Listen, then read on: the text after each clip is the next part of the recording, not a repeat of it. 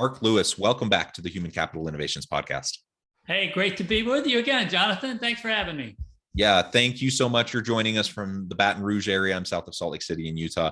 Today, we're going to be talking about your book, The Unthinkable Approach to Hiring, an interview tool to help you hire the right employees to fit your organization's or your company's culture, rather. And that's a super important topic. I think we're all trying to grapple with how to attract and retain great people. And it starts with good fit.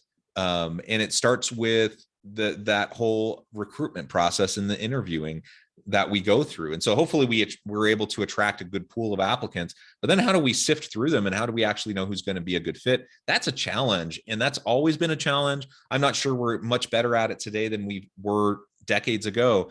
And so many people allow so many different biases to play in to the hiring process and the interview process. So I'm super excited to hear from you about some of the ideas around how we can make that more effective and have the type of impact that we want in our hiring. As we get started, I wanted to share Mark's bio with everybody. Mark Lewis is CEO at Evolve Media AI and has run CEO roundtables for the past 8+ years to help CEOs with their accelerated growth. He has a proven track record in building, leading, and guiding successful entities and executives for growth, acquisition, and turnaround strategies. Great to have you back on the podcast. Anything else you would like to share with my listeners by way of your background or personal context before we dive on in? No, I think one of the key things that made me develop this unthinkable approach to hiring was I moderate CEO roundtables, and the constant complaint was, how do I find the right employees? How do I get the right people to fit in my culture? So my background in the CEO roundtables allowed me to put this together. Yeah, that's great context for the why behind the book. And as I mentioned just in the introduction, so many organizations grapple with this. And I remember when I was first teaching my first university courses as a new professor, teaching hiring as part of an HR course, for example. I remember showing old classic Mary Tyler Moore clips of poor interviewing as like an example of what not to do. Clips from The Office, of course, that's a little bit more up to date, but even now that's getting old. The reality is this has been portrayed in popular media for forever, and it's funny because we all have experienced it, and it's funny to the extent that we can collectively ruminate over, like the frustrations that we've experienced, either as the applicant going through the interview process or as the person doing the interviewing and recognizing we don't really know what we're doing. And so we really want to do better. I really believe that. I think people want to do better. They know we need to do better, but we don't know how to do better. And so that's what we're going to try to unpack as we walk through some of the main key elements of your book. So let's go ahead and dive on in and start to walk us through the process that you found to really help as we go through this interviewing to be more effective in finding that fit in the hiring process. Yeah. So Jonathan, the standard, I guess, way to go about hiring people is you get their resume, you look at the resume, they're applying for a particular job, and you ask questions on that resume. And sometimes people will go through personality tests, and you'll take these tests to find out what the personality would be and how they would fit in. But over the years, when I hired people, when I go through this process, I'm more concerned about how they think. When you bring somebody on board, they're going to have this expertise, I guess, in a particular job area, but how do they think? How do they handle stress? And so what I decided to do is how can I do a deep dive into somebody and how they would react in an interview process? So I came up with a special interview technique, and it's really based on prompts. And so, Jonathan, if I'm going to interview you, I would say, Jonathan, hey, thanks for coming by. Listen, all I'm going to do is I'm going to say one or two words, and I want you to tell me the first thing that comes into your mind. And there's no right or wrong answers. Just tell me what's going to come in front of your mind. And so I developed different categories that I've broken out: professional, personal, recreation, hobbies, and that kind of thing. And I developed about 90 prompts. And it has been so highly successful. In fact, the other day, I have a client and he used this interview technique. He knew this guy and he wanted to hire him. And I said, well, you got to go through this process because you really don't know him that well. He went through that process and he thought he was going to be perfect. After he got done with him, he said, nope, I'm not hiring the guy based on the interview technique that was used. So it's pretty substantial and it's totally different and nobody can plan for it. Yeah, great. So obviously in an interview, I'm not going to actually be using 90 prompts. That would be a really long interview. So walk us through how you utilize it and how you go about selecting the right prompts for you and your organization. So I really start out because there's 90 prompts, all right? You don't ask all these prompts. You might get to 30 of them or maybe, somewhere around that area. And here's what's going to happen that's so significant, Jonathan, is it develops a pattern about how people think. And I'll give you an idea on how this works. So I'll say, if I was interviewing you, I'll say favorite number, and you might say a number, and then I might ask why. Then I'll say favorite car, and you might say a Maserati or a Camry, or I'll say reincarnated as what other than a human being, and you might say a dolphin, and someone else might say a lion. Or favorite movie, you might say Aladdin, someone else may say 10 Commandments. So what happens is as you go through these prompts, favorite color, you might say red, someone might say blue. It tells you something about them. But more significant too is sometimes these people can't think right away and they have to pause because they have to come up with an answer. And it gives you an idea of how they handle stress. Like, oh my God, this is frustrating. And the nonverbal communication comes across. So the pattern that develops as you ask these prompts will give you an idea and a gut feel as to whether they're going to fit into your organization.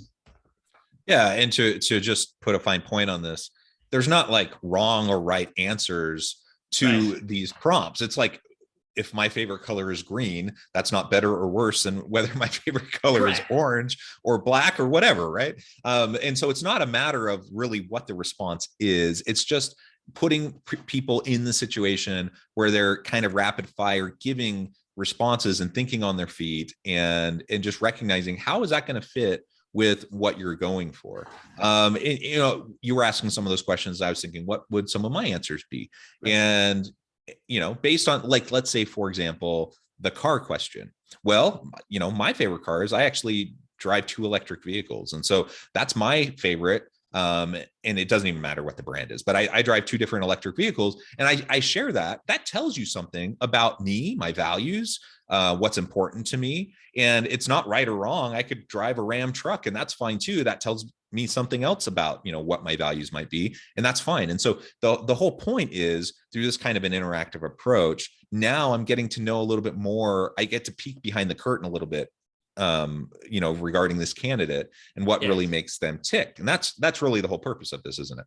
Oh, it's so important because, I'm going to go through a bunch of these and everybody that, I do this in front of a group of people and everybody answers the question in their mind. But I'm going to give you some really important things because what's going to happen is it's a pattern that develops. Like number 1, strength, 5 words that best describe you. Favorite movie, best company in the world on a scale of 1 to 10, how risk-seeking are you? What motivates you? What's best decision you ever made? What makes you happy? What makes you sad? Favorite holiday, favorite Disney character. I mean, or those kind of prompts that go through this whole process. Best actor, favorite sports figure, favorite sports team. Here's what's so important. You develop a pattern in how this person thinks. And that pattern will determine whether they fit into your culture. So the other day when this guy said, this guy's going to be great. He says, what motivates you? Well, I can't wait till it's 5 o'clock so I can go home and do these kind of things. Well, that guy's a 9-to-5 guy. Maybe that's not someone you're looking for, but this pattern and these red flags that come up will tell you Jonathan, it is so fun to do as an interviewer, and the interviewee can't prepare for it. And some people get so frustrated. Well, maybe they don't handle stress very well. It's all about, look, if I went through this whole thing with you, Jonathan, in about 20 minutes, I would find so much about you and how you think, and I could tell whether you would be a great fit in our organization. Yeah, excellent. And again, to put a fine point on it, the context of your organization and its culture depends on how you're going to be interpreting the types of responses that people give. And so in some jobs, you need someone who's just like quick on their feet, high stress kind of a position in a high stress situation. They need to be quick on their feet. And that's one kind of context that you might find yourself in. And you need people that can navigate that effectively and efficiently, right? But there are other contexts where that's actually not your culture at all. Where you don't actually need people to be able to respond rapid fire in high stress situations. And so, yeah, seeing how, like, if someone's super high strung and they're like, they would probably do a little bit better in really a fast paced, kind of stressful context. Well, you're probably going to learn that as they respond to these types of responses versus someone who might be a little bit more laid back, someone who might be, who might fit in with your laid back culture and style. So again, there's no like right or wrong here. It's just a matter of looking behind the curtain and having a better feel for who the person is beyond what you can see in their resume, which, we all do resume workshops. We get coached on this. We get coached on how to interview. We know the typical types of interview questions that come about. And then we try to either present in a way, our resume in a way that the employer is going to, look for, and it's going to resonate with them. We're going to prepare interview responses in ways that we think are going to resonate with our, with the employer that we're applying for.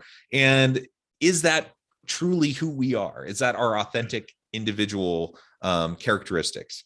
And a lot of times it's not, right? And you can't blame either party for that. That's like the system we've all been brought up in. That's what we all talk about. We all get trained in. The question is it effective? And there's a reason why interviewing tends to consistently be shown to be one of the least effective ways to select employees for an organization. It's because we all are going through this facade, right? We're going through this act, this kind of performative act of the interview, where the employer isn't being completely truthful and transparent because they're trying to put their best face forward. The interviewee isn't necessarily showing really who they are because they're trying to say and do what they think the employer wants them to say and do.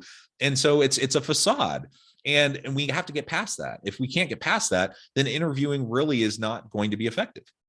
You're right. There's two things that come out about this, Jonathan. You mentioned one is, what's the difference in hiring an accountant versus a salesperson, right? So those are two really opposite end spectrums of what they do. So if you ask an accountant on a scale of 1 to 10, how organized are you? And they say 2, they're going, oh, that's a red flag. You have to be organized as an accountant and all these other things that they prompt. But if a salesperson, how do you find out whether somebody's driven? How can you see whether they're positive? They're not inhibited by anything. So the pattern for what you want to see in a salesperson versus the pattern you want to see in an accountant, or it could be a technical guy, it could be an administrative person, it could be a customer service person. Those patterns and how they develop and whether it fits into that job role is so critical. Now, what I found on this and what in my interview technique and in talking to CEOs, I mentioned this is highly important. And it's a real quick phrase: hire for culture, train for skill. Hire for culture, train for skill. You can pretty much train anybody if they have the right attitude, but it's hard to change someone's attitude and whether they fit into the culture. And everybody who's got that message have been very successful in finding the right employees for their company. And that's what really excites me, because this process has been so successful and excites me so much that I'm having an impact to help people get in the right people. It's been really passionate for me. And that's why I love to do it so much. Yeah, that's fantastic. Again, values fit culture, organizational fit, person job fit, culture congruence, all these things, right? These are really essential, especially when we're thinking about not just attracting good people, but retaining them, because you can get someone who may be a really high performer in one context, and you stick them in a different context with a different kind of a culture where they don't fit well. It's not like a right or wrong kind of thing. It's just a matter of fit. And if they're not actually fitting well, then they're not going to be optimized, and they're not going to perform as well. And they're not going to be as happy. They're not going to be as engaged, and they're not going to stick around. And so then you just have the hamster wheel and the churning through people. And we know how expensive turnover costs can be. And we know in this market, in this labor market, in the Great Resignation, et cetera, we know how hard it is for organizations to attract great people. We certainly don't want to be losing great people. And right. So let's just make sure the alignment's there from the beginning.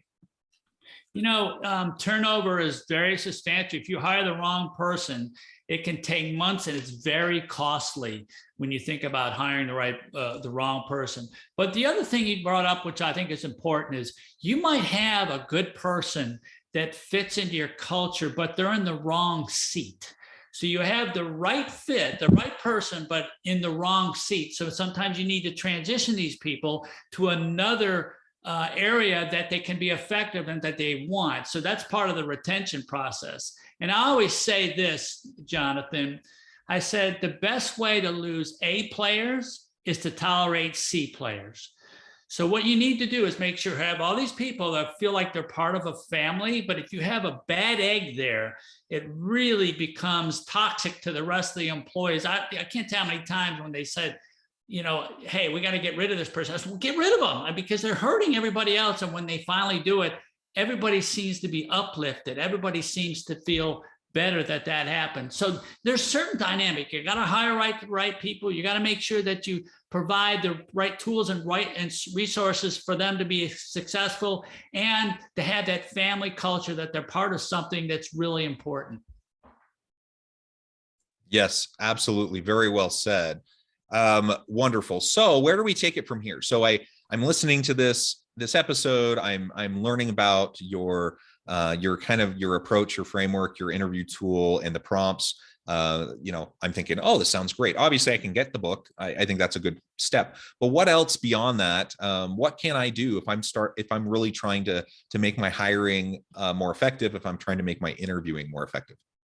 Well, I think we talked a little bit about this first up front. Is remember, hire for culture, train for skill. That is a dynamic and a phrase that you should never forget. Hire for culture, train for skill. In order to be able to hire for culture, you need to do a deep dive into what that person really feels, what they think, how they solve situations, how they are motivated, how they handle stress. This interview technique really reveals all that, because if someone's going through these processes and they can't think and they're having so much struggles with them, well, they're not handling stress well. And you can get these nonverbal feelings based on what people do. And the other thing, Jonathan, that this gives people a really a motivation to understand what the red flags are in a person that come out, and that pattern that develops. And you want to know what that pattern is and see if that pattern fits in. But those are the kind of things that, because of this interview technique, covers the whole gamut of everything you want to know in a person. You can get all this information very quickly. In 10 minutes, you'll know whether they fit into your group. And in a lot of cases, in 5 minutes, you're going to know. And never hire. If you hire the wrong person, it's so economically detrimental to the company, because then you got to go through the whole process again. It's very costly. Yeah, and I get it, especially in this tight labor market, and positions are going unfilled for so long, and people are feeling burned out because people who are in the organization often are having to do extra work to make up the difference for the open positions. It can be so tempting to just make a hire. So you have someone, finally you get like someone who looks half decent on paper. They come in, they interview, and you're like, I don't know, they don't seem like a great fit, but we need somebody. And so you make that hire. Now, is there a time and a place? Are there situations where you need to do that just out of necessity? Sure. But be super careful, because you may feel desperate and you may feel like you need to make that hire even when they're not a good fit. Man, it could really come back to bite you and be way more expensive and detrimental to your team than just waiting a little bit longer to get that good applicant with the right fit? Yeah, bring up, it jogged a situation where, I ask this question to a lot of people: when's the best time to hire somebody? I asked that, and a lot of people say, well, whenever I need them. I said, no, the best time to hire somebody is when you don't need them. Because there are situations where a person comes along and say, oh my God, this would be a great fit for my organization, but I have no place for them. I don't know. And they want to come, but you don't have a fit for them. Hire them anyway. You know why? Because over time, things are going to happen and you're going to feel very good that you did hire this person and not let them go. I am a firm believer. Hire somebody when you don't need them and they come along. That's the best time to hire somebody. You don't want to let good people go away. And if they're there, do it. Yeah, you don't want to miss out on those great people. No. Because they're rare, especially in this market. Mark, it has just been a real pleasure. I know at the time I'm going to have to let you go here in just a minute, but before we wrap up for today, I just wanted to give you a chance to share with listeners how they can connect with you, find out more about your work, where they can find your book, and then give us the final word on the topic for today. Well, Jonathan, thanks for having me. The best thing they can do is go to marklewis.llc.com, MARKLEWIS LLC.com. I have 2 books up there. I have my interview technique. You can go look at there. There's a drop-down box. You can take a look at the interview technique. There's testimonials on there. I have a book called Give a Damn, The Ticket to Cultural Change, that integrates with this interview technique. And they can certainly call me. All my contact information is there, marklewisllc.com. And thanks so much, Jonathan, for having me. It has been a pleasure. I encourage listeners to reach out, get connected, find out more about what Mark can do for you. Check out the book. Let's get better at this interviewing process and the hiring so we can make better choices and ultimately really have just great, fantastic teams. As always, it's a home run, Jonathan. It's a home run. Good. Thank you, Mark. Thank you. Please reach out to Mark, check out the book. And as always, I hope everyone can stay healthy and safe, that you can find meaning and purpose at work each and every day. And I hope you all can have a great week.